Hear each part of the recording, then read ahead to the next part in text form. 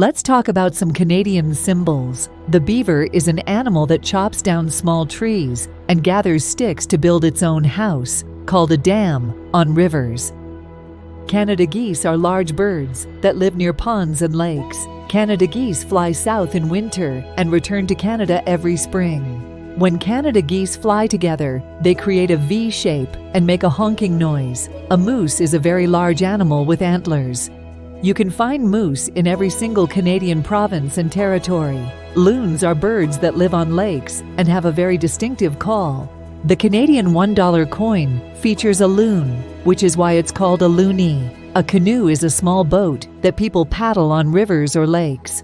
Many Canadians love this quiet way of being out on the water. The maple leaf, found on the Canadian flag, comes from the maple tree, a very common tree in Canada.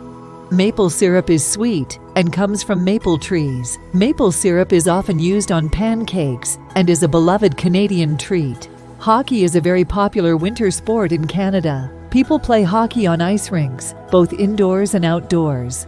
Professional players play in the National Hockey League, or NHL. Canadians follow NHL games very seriously.